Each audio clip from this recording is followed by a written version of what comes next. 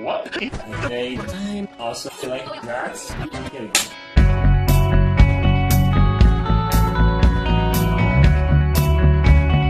Hello YouTube, Sancho, how you guys doing? Okay, this took way too long, but I'm gonna just jump right back into it.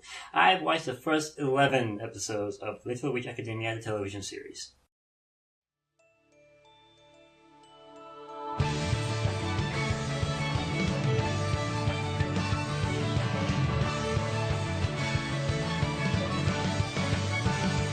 And the context of the miniseries that preceded this is basically a reboot. Sure, they follow the same starting block. Young Atsuko attends a magic show to see the witch chariot perform, and she is instantly inspired to become a powerful witch just like her. Where the miniseries give us a couple of days where very extraordinary stuff happens to the main character, the TV series gives us a chance to see her from the very start and how she progresses to become the witch she really admires. This turns the show into a school anime, just that there's magic involved. I've thrown the phrase anime Hogwarts a lot, and it counts. A lot of the times the characters are in class studying one spell or another, but it does make when shenanigans happen really stand out. Kagari Atsuko as the main character follows a lot of very shonen tropes. She's a very headstrong, outspoken individual, extremely stubborn, but yet she is absolutely determined. Even though she obviously does not have the skills to back it up. She is confident that she will eventually. And it's a good thing she has her friends to help her out. The first of whom she meets, Susie Mandavaran, she comes off as very cold and mean-spirited, but honestly I think she just has a very twisted sense of humor. She does have a very cynical attitude, and doesn't seem to care much about what's happening around her. But in truth, she actually does cherish her friendship with Atsuko, as we find out in that weird dream episode. I mean, it's implied that she actually had no intention of staying at the school after visiting that forest, but she loves messing with Atsuko that he actually decided to hang around. And her other friend, Lotte Janssen, is very mild-mannered and really, it's like she does her best to not stand out. If not for Atsuko's urges, she'd probably just fade into the background and be forgotten. We all know the type, extremely introverted, doesn't want to really make a fuss, just wants to stay quiet and read her Nightfall books. Oh yeah, this anime has its own version of the Twilight series. Why not? And I'm pretty sure it's a better love story than Twilight. Than me wanting to die. With a show like this with a very defined sense of progression, we need something to measure that level of progression against. Hence the rival, Diane Cavendish. Now I say rival, but let's face it, Atsuko kinda just let it out herself. I don't think Cavendish considers her a rival. And let's face it, she'd be way too qualified. While she does have this really annoying snotty attitude, she kind of deserves it because she's just perfect at everything. I mean, honestly, they should just hurry up and give her witch's license. And Diane constantly gets on Atsuko's nerve by bad-mouthing her hero chariot, even though when she was younger, she was definitely a fan.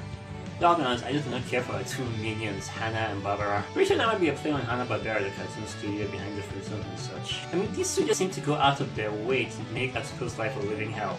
I mean, we get it, you come from noble witch family, and Atsuko has no matrilineal whatsoever. You have to be a bunch of ran-with witches. That does not work. And of course, we need the mentor character. For that we have Ursula Sensei, who has the absolute worst secret identity of being Chariot in disguise. I mean, come on, it's so obvious. Granted, she is doing a very convincing job of contenting her way through it. And Finneran Sensei, who I would call a cross between McGonagall and Snape. Because, yeah, I can't... How did it bounce it like that? I like the world of this anime. They're actually doing a very good job of very slowly and methodically building up the environment. Probably not based in modern times, but it's approaching it. I mean, a huge point they're making is the fact that witches aren't as relevant anymore because technology has caught up to the point that they can do now what they needed witches to do before. Oh yeah, that's what witches are being trained to do. All the labor that humanity were unable to do until, like I mentioned, technology seems to be catching up. This is evident even in the creatures. I mean, we have a dragon, the very symbol of power and greed, but he's not gotten a whole lot of treasure. He's overlooking his stock index.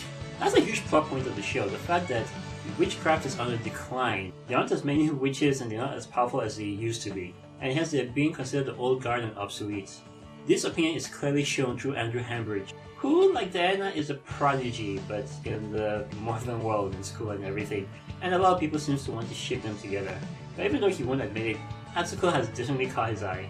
And when you think about it, it kind of makes sense. I mean, here's a guy whose every facet of his life has been planned and strategized by his father to follow to the T. And yet he sees before him a girl who is very passionately chasing her own dreams. So you can understand how there could be some sort of attraction there, even if it's just for the sake of being rebellious. Now, the first 11 episodes haven't actually nailed down the plot, but I can kind of see where things might be heading. As I mentioned, witchcraft is on the decline and they are in danger of being phased out from society. There are far fewer witches than before, which is why they had to take on Asuko, who had absolutely no magical lineage as a student in Luna Nova. But yet there was a time, they keep mentioning the golden age of magic, where witches were the creme de la creme, and they were able to cast magic without the use of a Philosopher's Stone, which now is the only way they can.